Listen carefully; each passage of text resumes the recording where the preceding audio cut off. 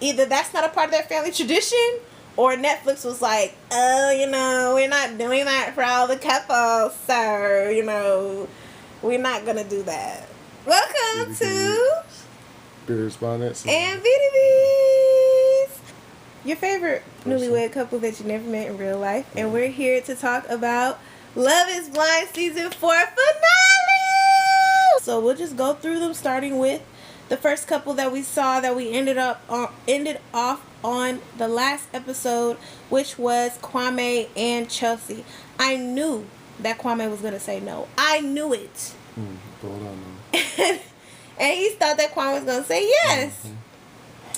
As we all know, turns out Kwame ended up saying yes. And I was very, very shocked because he just seemed so unsure. And his sister also seemed kind of like she didn't know what was going on. And like she was worried that he was going to make the wrong choice. So I can't say pleasantly surprised. I was just surprised. Well, to me, the situation's like more like, oh, if Kwame, if you don't be dragging us out here, you better say yes. That's how I got it. Yeah, you better say yes. Even the brother was kind of on the edge of his seat, like, I'm gonna throw this chair at you, Kwame, if you don't say no. Yeah, and Kwame was really upset about his mom not being there, so I thought that was gonna kind of throw him off a bit. But I mean, he ended up saying yes. Chelsea had the same type of domineering energy that she had throughout the whole relationship, so we can't expect her not to have it through the marriage. So, I mean, there's not much to say about them. They didn't really get me excited at all. Well, they say they both the same. They think they're the same, but I don't see it. I don't see it. Like, they're probably driven, like, work driven, all that. They both fly out. Okay. All right, next person. Next couple was Paul and Micah. Oh, yeah, and then, what? My bad, but oh, go ahead. I hear Portland better than Seattle, though, so.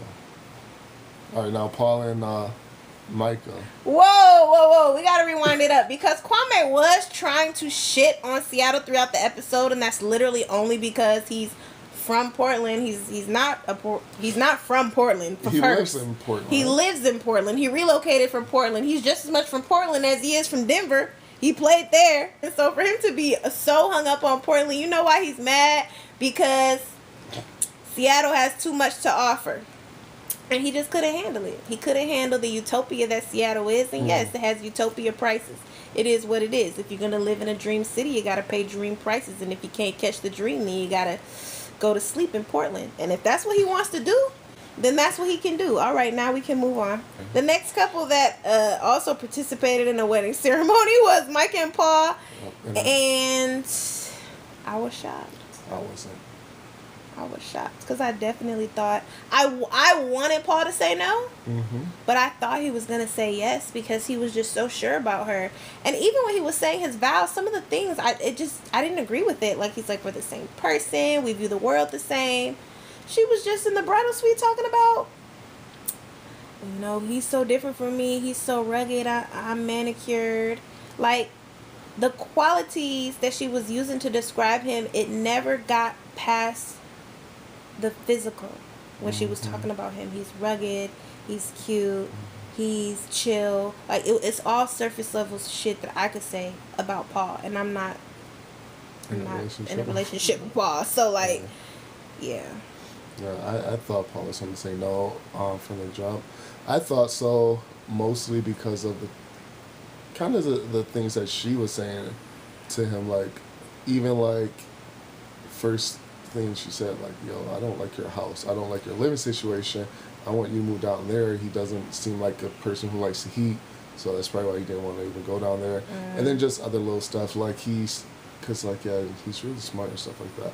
And then I think Paul also just did not like her friend, just that one for sure. And for her to be in right.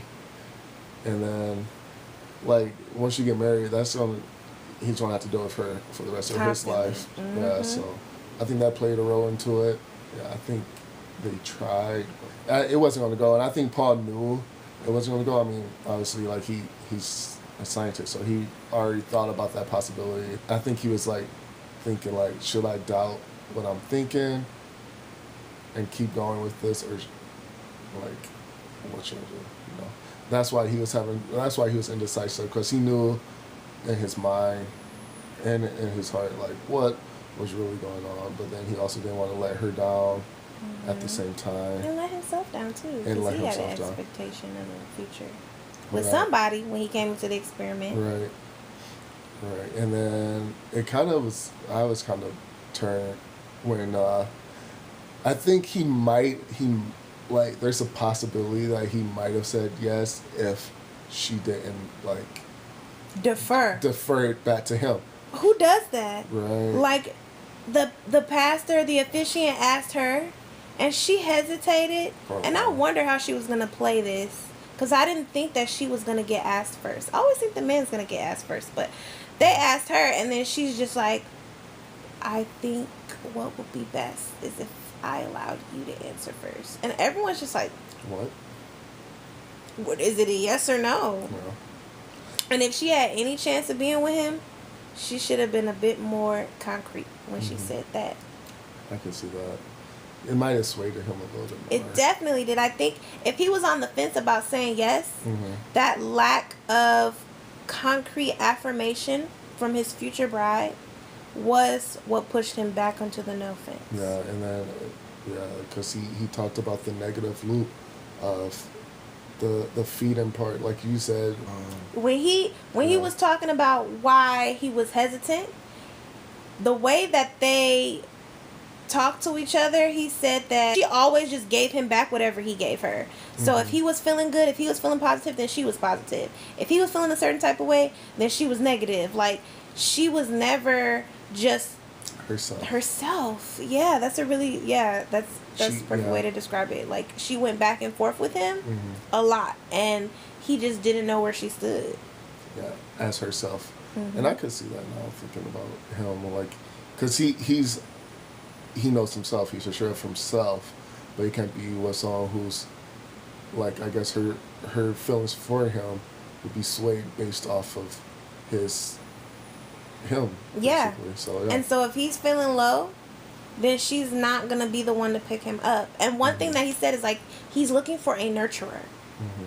And when she was talking about what she had to offer to him, she's like, oh, like, I could upgrade his style. Like, anybody could do that. But it can't be, like, the main thing that you highlight about what you're bringing to the table, I think.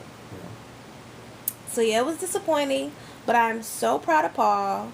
He made the right decision. I'm glad that his family encouraged him to do what felt right to him. And as a logical, scientist, thinking person, I think that he was thinking up until the very second. Oh, yeah. Yep, I think so, too. So, yeah, that was a fail. But honestly, it was a success. I don't think just because they got married would have been a success. Right. And that's the thing. It seems like he told, like, his family, like, I'm mostly thinking no, especially from, like, the way the brother responded and the way that his best friend was responding, or good friend. Yeah, because he kept being like, bro, Paul, like, yeah, he was trying to convince him. Yeah, say yes to her. Yeah. So, yeah. So I just feel like Paul, you made the right decision. Paul's out there. Watch him. Watch this Paul. Yeah. Next couple. I forget. Tiffany. Oh, yeah. And Brett. Yeah. And like I told you guys in the last one, like, we assumed they was playing us with the editing, okay? Yeah. We could tell when Tiffany was sitting on the bed with the outfit on that they got the shot of her crying in for the preview, that, okay, this was a happy tears moment. We knew it. We knew it. Like, there was nothing, it was just nothing that could have made a inference that they were just tragically not work. I mean, they wanted us to think that, but nah, don't play with us like that, Netflix. Don't play with me, don't play with me, don't play with me, okay? Don't do that anymore. Especially with the golden couple, black love couple. Do that to somebody else, okay? Do that to somebody else. Do that to Paul and Micah. It would have been better. We would have actually been like, oh, this makes sense. But that whole don't make sense argument, crying, this is no need for surprises. Bro, what did I say? What did I say when he said that? His cufflinks must have been missing. And what happened? What was it? Because he's a stylish it was guy. his pants. Yes. Yeah, the tailor, and that's so funny. It was so like, wow. Of course, it was his outfit, and you assume maybe someone didn't make it in time, which was all great emphasis. We knew it had something to do with wedding day mishap, not someone saying no. Okay. Yeah. And so his pants weren't tailored as he preferred. Yeah. They gave him the baggy style. He said, no, I want fitted to my leg. And on the day, he went to the nearest tailor, okay? He made Netflix take him. Yeah. He said, Netflix, you're going to have to fix this. Right. Netflix said, I apologize. They got him to the nearest tailor within an hour of the wedding. The lady she sized it to him, and she was in the back, so. Right. And I think it took about half an hour because he was 30 minutes away from the wedding. Yeah. By the time he tried the pants back on and said yes. And his whole attitude, he got back calm. Yep, he was better again. Yeah, they tried to do us dirty for real. Oh, and they had a little surprise. They had Marsha come out to the wedding. Right. Marsha pulled up on Brett. So Brett invited him out. Marshall, he said, it's hard being here, seeing what could have been. Marsha, no, that wasn't for you. But yeah, it was nice to see Marshall at the finale. I'm glad we got to see him at least in that aspect. Yeah. Yeah, it was good to see. And I really loved the dad. Yeah, the dad was nice. He was silly, especially with the towel. But it was all quiet too. He was like, "Yeah, you gonna eat this towel?" Talk to us about that Tiffany's exchange with Tiffany's dad, because that was my first time seeing him. I don't think we seen him. We didn't see him. We saw the mom, but not the dad. The mom came to the bridal fitting. Yeah. And I didn't know they were married for 42 years. Yeah, 42 years. He said both their parents. Both their parents are married for 40 plus years. Yeah. That's beautiful. They are set up perfect, yo. They got the right setup. And not every marriage is perfect, but just to be able to witness what that looks like, I didn't have that. So I commend Brett's parents and Tiffany's parents, and just 40 plus years is absolutely amazing. Yeah, it is. Especially in our community. That hit me hard. Tiffany was just crying out of emotions, okay? She's just a crier. She's a crier. She was crying when she was getting her hair done. She was crying before she got her hair done. That's what we saw in the previews. When she was just reminiscing and about reflecting. Brett. Just about how incredible Brett was. Complete opposite of what they wanted us to assume in the previews. Right. And like you said, we didn't think that. We didn't think that. No, we didn't think that at all. And her dress was gorgeous. Her dress was nice. It was a simplistic little feel. It had the ruching at the top. I really liked her veil. Oh, her little tiara was cute, and the way that it matched the belt was adorable. She the only person who dressed I went in on, but her train, I loved it. And the friend came up and fixed the train. And then during the kiss, I think it's a beautiful, I'ma just mark this as just a special moment, because when they kissed, her veil fell back. And that's the exact same thing that happened to me when we kissed. The veil fell back. Now, one disappointment. I know nobody else cares. I was deeply disappointed in Brett and Tiffany's wedding when they came down them steps and I ain't see no broom.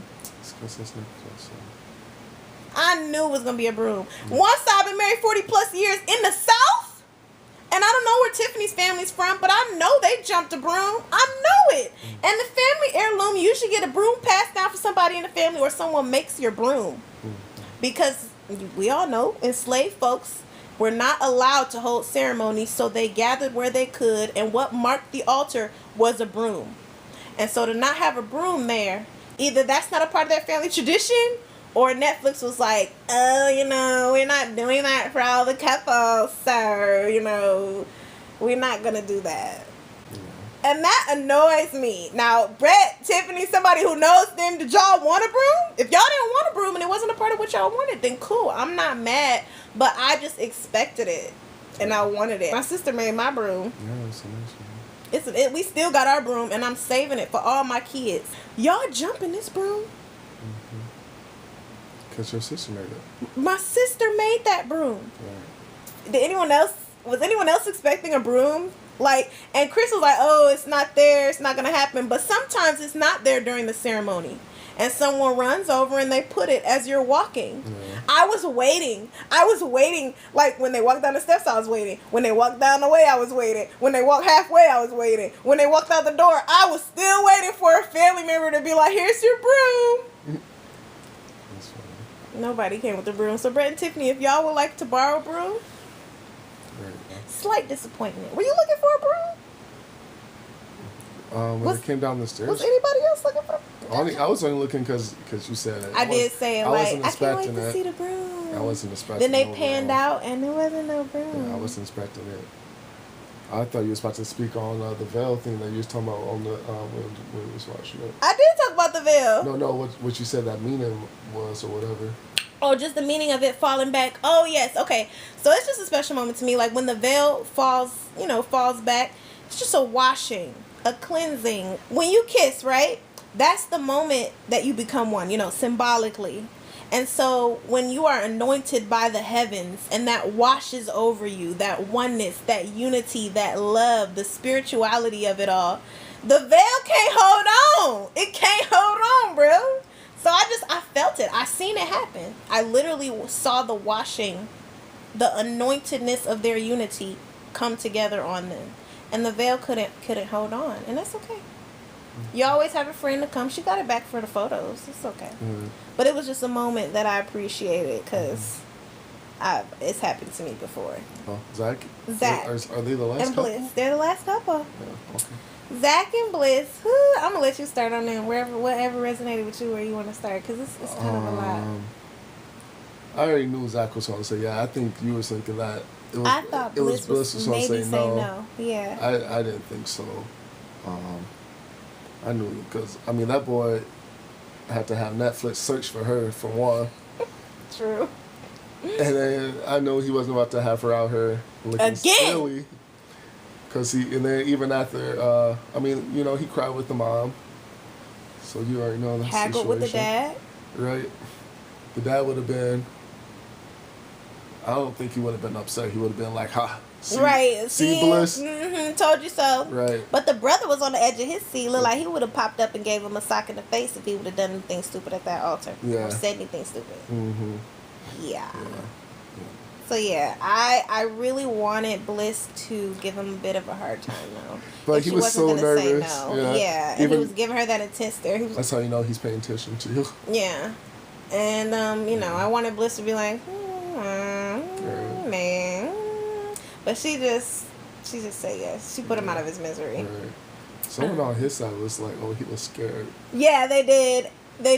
And you were like, he's getting married. That's a scary moment. Yeah. And he's marrying someone who he feels like could potentially leave him at the altar. Exactly. That's really scary. And who could deservingly so leave him. If she wanted to, play it like that. And no one would be mad at her. Nope. Every single time they panned to his sister, I thought it was Irina. Every single time. Like, I was like, oh, Irina's there? I'm surprised. Whoa! And then Chris was like, that's not Irina, that's the sister. I was like, right. The sister has better skin. But then a few moments later, they panned to her again, and I was like, oh, wow, Irina came. And I was like, that is the sister. Yeah. Either Irina got some contract with Netflix to make it back onto the show. With just say you're that sister, bro. Right, just say you're the sister.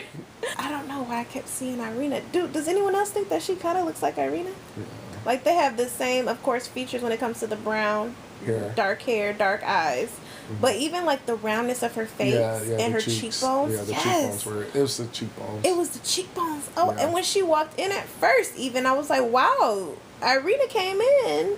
And her face was clear. Right. She got it all together trying to impress Zach last moment. Mm-hmm. And then she sat down with the mom and was like, oh, that's not the mom. She's the mom, the grandmom. Yeah. Yeah, she came in with the grandma. Yeah. Yep. And he had that same Kwame, not having his mom around, heavy, spirit about that. But I do believe his mom was definitely there. She was definitely with him. Yeah. Yeah. And they played that song that I don't know the song, but whatever song it was. Dance. Yes. I'm not going to sing it. I just thought that was so sweet. Everything came together for them beautifully, and they had the same wedding colors as us. Mm-hmm. As you guys, these are our wedding colors. Yeah. Not exactly, but like variants of purple. I didn't even think about that. Yeah, these are our wedding colors. Funny. Yeah. You could tell that they genuinely wanted to be together. Yeah.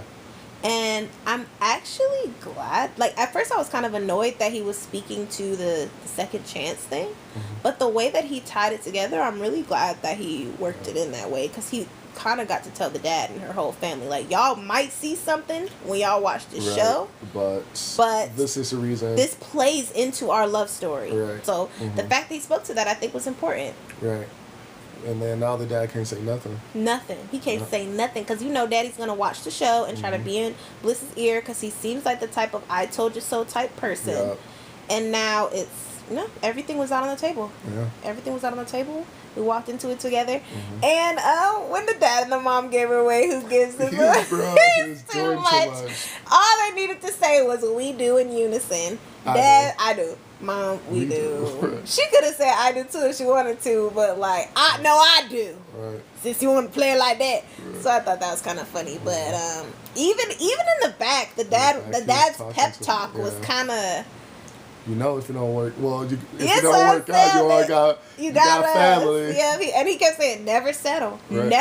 Never settle. And she's like, I got it. And the mom kept kind of undercutting him. Yeah. So he'd say something like, I hope he can keep up with you. And he can. Yeah. And it was just like, oh my gosh. Good thing she has her mom, you know? Yep. Good thing she was back there with her, because I don't know what the dad would have said if he was walking her by himself. She probably asked for the mom. She's probably Mom, can you please? Exactly. Because I don't even know if dad's going to show up, for one.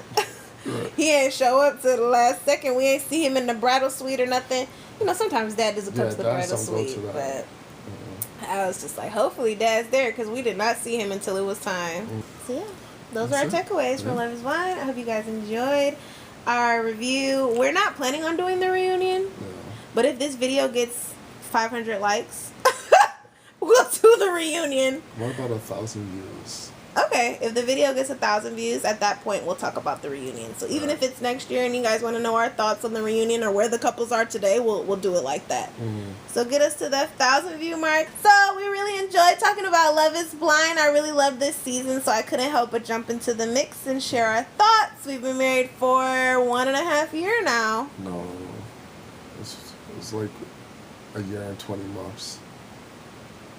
You gonna be like that with your baby. You gonna be like, my baby is 28 months years. My 28 months old when everybody know, 2 or whatever the case. That's true love. You know, you wanna hold it in its infancy stages. We still in the honeymoon phase, y'all. So join the club, Brett and Tiffany. Join the club, Zach and Bliss. Yeah, and we'll see you guys. You left out Kwame. Are they in our club? So, we'll talk about that next time.